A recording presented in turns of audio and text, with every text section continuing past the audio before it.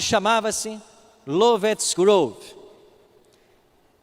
E antes que nós nos chamássemos adventistas, o casal White foi ao estado de Ohio. E eles queriam visitar ali famílias guardadoras do sábado.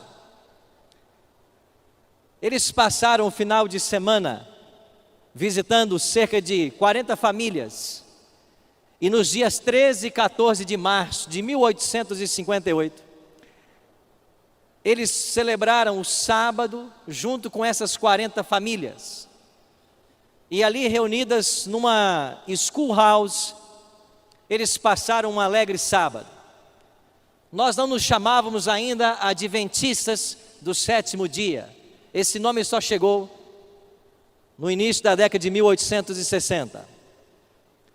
Naquele sábado, faleceu um garoto de apenas 5 anos de idade. E então o pastor Tiago White foi convidado para celebrar o funeral de William Avery. E eles ficaram para o domingo.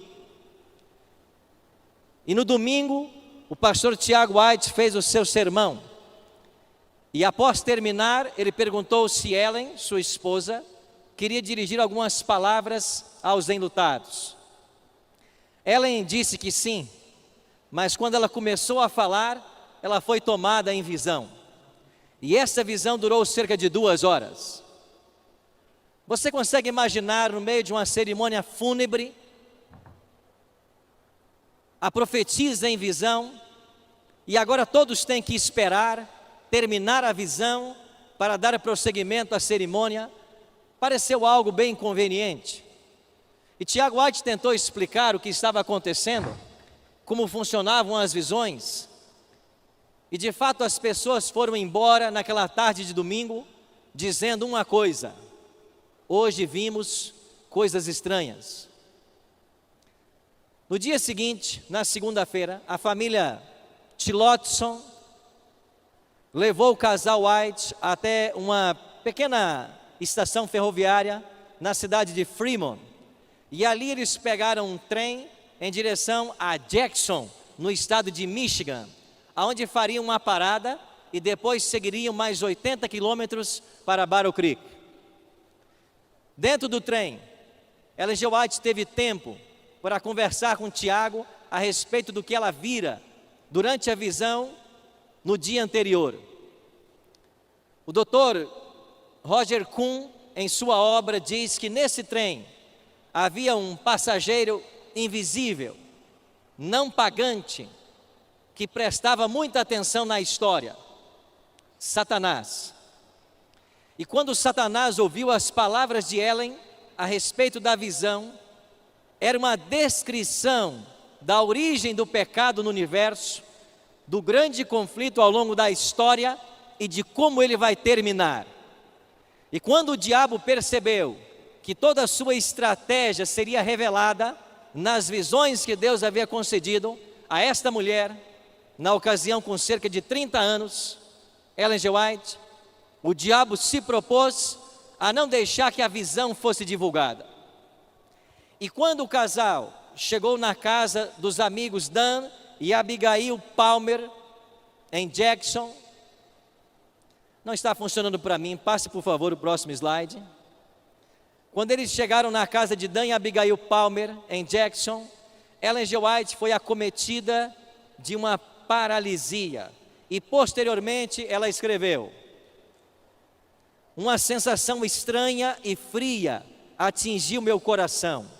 Passou pela minha cabeça, desceu pelo meu lado direito. E por um tempo fiquei insensível, mas fui despertada pela voz de sincera oração. Tentei usar meu braço e membro esquerdos, mas eles eram perfeitamente inúteis. E ela ficou tão abatida que achou que seria seu fim. Achou que morreria a 80 quilômetros de casa. Achou que nunca mais veria seus filhos. Mas Deus levantou sua profetisa. Tiago White a ajudou no trajeto até Battle Creek. E quando lá chegou, ela estava tão enferma, mas Deus disse que ela precisava escrever o que ela havia visto. Passa para mim. E aí na sua casa em Battle Creek, ela escrevia uma página por dia e descansava 3 dias. Escrevia mais uma página e descansava mais 3 dias. E Deus revelou então para ela que o ataque de paralisia que ela sofrera na casa de Dan Palmer tinha sido o próprio Satanás tentando estrangulá-la. Ele tentou matá-la para que a visão não fosse escrita, mas Deus preservou sua vida para que esta informação viesse à tona. E no mês de setembro daquele ano, saiu o que nós chamamos de Spiritual Gifts, volumes 1 e 2, que depois veio a ser traduzido como A Grande Controvérsia entre Cristo e Satanás. Um manuscrito de 219 páginas, desmascarando a obra de Satanás e dando para nós uma visão clara do grande conflito. Nos anos posteriores, Ellen G. White terminou os volumes 3 e 4 de Spiritual Gifts e escreveu 4 volumes, chamados O Espírito de Profecia. E depois eles foram atualizados. E a partir de 1888, nós temos a publicação daquilo que nós chamamos a série do grande conflito. O Desejado de Todas as Nações, Patriarcas e Profetas, Profetas e Reis e Atos dos Apóstolos. O que sabemos sobre a origem do mal nesse universo? Nós temos que recorrer aos profetas Isaías e Ezequiel. Lá nós temos um vislumbre de como o mal chegou em nosso universo.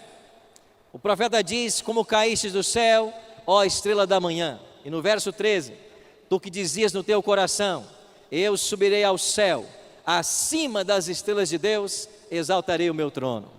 Apocalipse diz que por causa dessas pretensões no coração desse anjo, houve uma batalha no céu, e Lúcifer foi expulso, e ele arrastou consigo a terça parte dos anjos de Deus.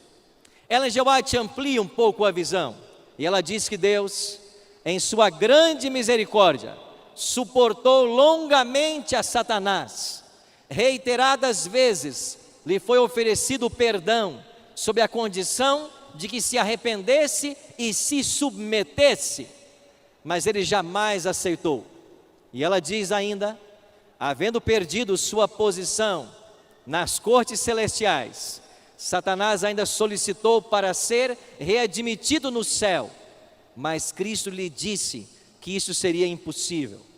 O próprio Satanás deixou a presença de Cristo, plenamente convencido de que não havia possibilidade de ser reintegrado no favor de Deus. E uma vez que ele perdera a chance de continuar na presença de Deus, ele tornou-se o grande inimigo. E a partir daí, a sua estratégia foi revelada. E o que nós sabemos sobre a sua estratégia ao longo da história? Apocalipse 12 diz: ai da terra e do mar, porque o diabo desceu até vós, sabendo que pouco tempo lhe resta. E a estratégia do diabo hoje é trabalhar com opostos. Ou ele procura levar as pessoas à satisfação e ao prazer, e como resultado disto, nós temos uma sociedade hedonista, que vive apenas pela busca do prazer. Se me dá prazer, isto eu quero. E ele mantém muitos aí, ludibriados pelo prazer, pela aventura. Mas ele leva para um outro extremo. Ele traz tragédias, catástrofes, misérias, e ele mantém outros cativos do sofrimento. E a religião, que deveria ser um norte para todos nós, a igreja, que deveria estar para orientar as pessoas dentro desse grande conflito, acaba tornando-se uma verdadeira Babilônia. E cada igreja aponta numa direção, cada igreja dá uma versão, cada igreja apresenta a sua versão para o fim. Oxford listou recentemente 34 mil religiões cristãs. E é por isso que você está aqui nessa manhã. Porque nós, como igreja adventista, não somos mais uma igreja. Nós somos a igreja. Porque Deus colocou sobre os meus ombros e sobre os seus ombros uma sagrada responsabilidade. Não existe outra igreja na face da terra que tenha uma visão tão clara a respeito do grande conflito, como ele se desdobra e como ele vai ser concluído.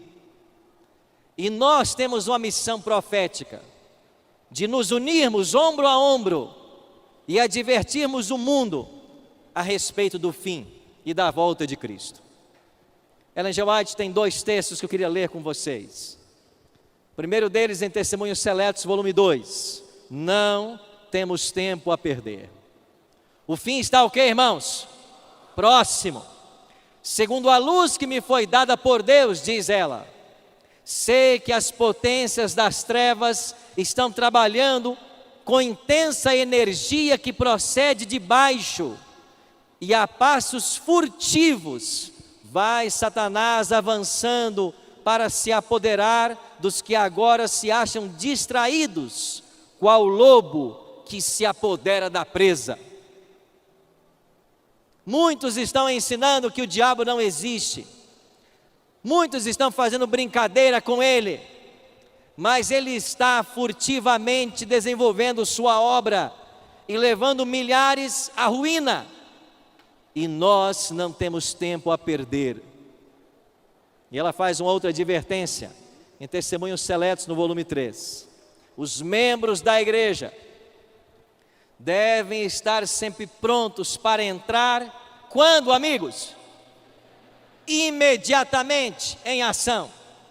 Aonde quer que vejamos o trabalho por fazer, devemos lançar-nos a ele e executá-lo, olhando para quem?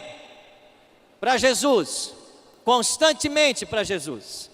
E se cada membro fosse um missionário vivo, o evangelho seria rapidamente proclamado em todos os países, a todos os povos, nações e línguas. Mateus 24:14 se cumpriria e então Jesus voltaria. Por isso eu e você estamos aqui nessa manhã. Nós somos os membros desta igreja e o apelo para mim e para você é que nós sejamos um missionário vivo aonde quer que estivermos. Aí temos que ser um missionário. E Deus tem pressa em sua obra. O Espírito Santo está trabalhando de forma extraordinária. E Ele está precisando de homens e mulheres que se coloquem ao seu dispor para uma obra sobrenatural. Outro dia eu recebi uma ligação da Bahia. Um senhor disse assim: Pastor Arilton, o senhor pode vir até aqui na nossa cidade, me batizar? Eu perguntei: você não tem uma igreja adventista aí perto? Ele disse: não, pastor, nós moramos numa vila no interior da Bahia, não tem igreja. A igreja mais perto, mais próxima, está a 40 quilômetros. Nós começamos a assistir a Novo Tempo. Eu e minha família tomamos a decisão, nós queremos ser adventistas, o senhor pode vir batizar? Eu disse: amigo, nós temos uma agenda muito lotada. O senhor e a família querem ser batizados? Quantos vocês são? Ele disse: 25. Eu pensei assim: eu acho que apareceu uma vaga na minha agenda. Vocês são 25? Irmãos, eu não pude batizá-los, mas um outro pastor foi. E sabe quantas pessoas o pastor batizou? 33. E eles, a família, construíram a igreja adventista do local. O Espírito Santo tem pressa. Ele está esperando homens e mulheres se levantarem, se colocarem disponíveis para que Ele possa usar.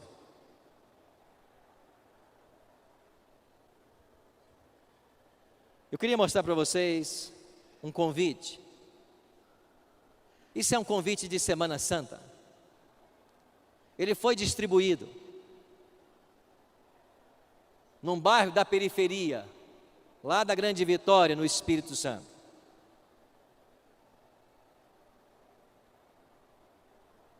E esse convite chegou na mão de um garoto de 13 anos. Eu me lembro como se fosse hoje. Era um domingo à noite. Eu estava em casa, estava chovendo, e eu assistia Os Trapalhões, que era um programa que eu gostava. Esse convite chegou na minha mão. Alguém disse: hoje começa um programa especial aqui no bairro, a respeito da vida de Cristo. E embaixo do convite estava escrito: a vida em sua morte. Eu disse: eu não vou, está chovendo muito, estou vendo meu programa favorito.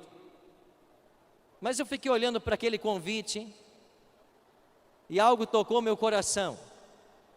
E eu deixei a minha casa, enfrentei uma rua que já estava alagada, e fui para um salão.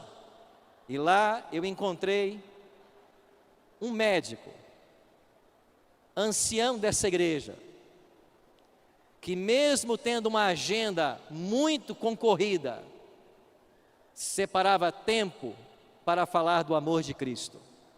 Seu nome, Dr. Emanuel Ruela. E esse homem alto, um pouco corcunda, falava do amor de Deus como eu jamais tinha ouvido. E todas as noites, ele foi cativando meu coração. Eu fiz um estudo completo com eles, chamado Encontro com a Vida. E quando foi em setembro daquele ano, eu me batizei e aceitei a Cristo como meu Salvador.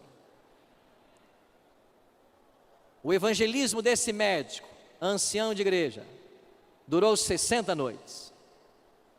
Mas nas 60 noites, ele levou o batismo apenas um garoto de 13 anos. Muitos olharam e disseram: o evangelismo de Dr. Emanuel Ruela esse ano foi um fracasso. 60 noites e batizou um garoto. Mas esse garoto era eu. E graças ao seu trabalho, eu não tive o destino que tiveram meus amigos de infância. Todos morreram nas drogas. Todos. Você não tem ideia do quanto o seu trabalho é precioso. Você não tem ideia de quanto é valoroso cada sermão que você faz, cada estudo, cada evangelismo.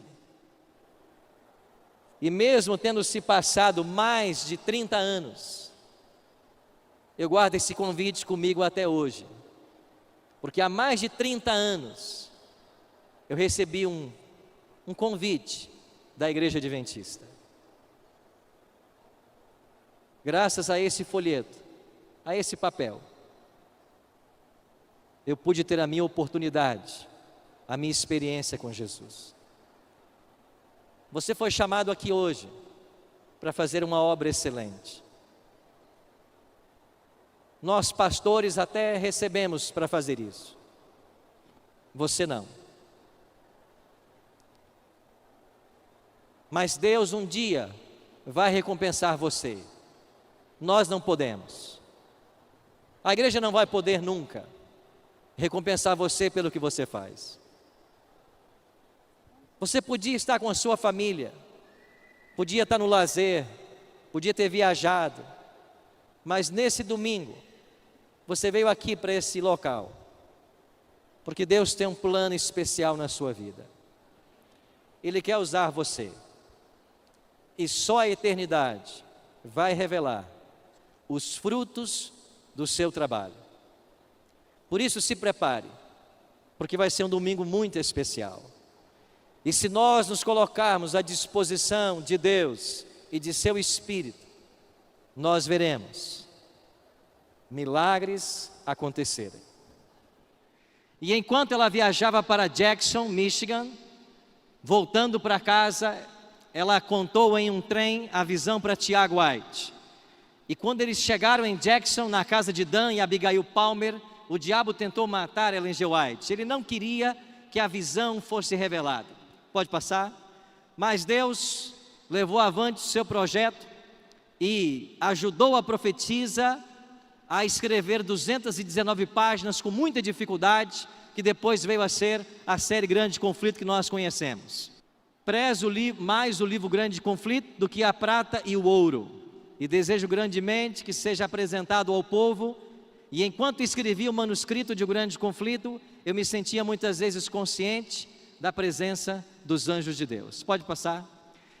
Ellen G. White narra em detalhes singulares todo o conflito que se originou no céu e a expulsão de Lúcifer de lá.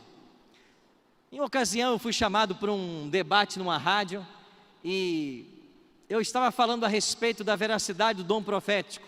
E ali havia mais 3 pastores e um deles disse assim para mim, com um grande conflito nas mãos: Pastor Arilton, se essa mulher é profetisa, me explica então o que ela está escrevendo aqui. E ele leu partes do Grande Conflito que dava detalhes a respeito da expulsão de Lúcifer no céu. E depois ele se voltou para mim e perguntou: aonde está mesmo isso na Bíblia, pastor? Se ela escreve além do que está na Bíblia, ela não é uma falsa profetisa? Irmãos, há momentos difíceis, né? Mas o Espírito Santo sempre está aí para nos ajudar. E na mesma hora me veio a resposta. E eu disse para ele assim: Ellen G. White escreveu algo que não está na Bíblia. E ela pode fazê-lo porque ela é uma profetisa. Porque só o profeta pode dar uma informação que não está na Bíblia. Agora, se você me provar que ela é uma falsa profetisa, eu dou o braço a torcer. Você pode?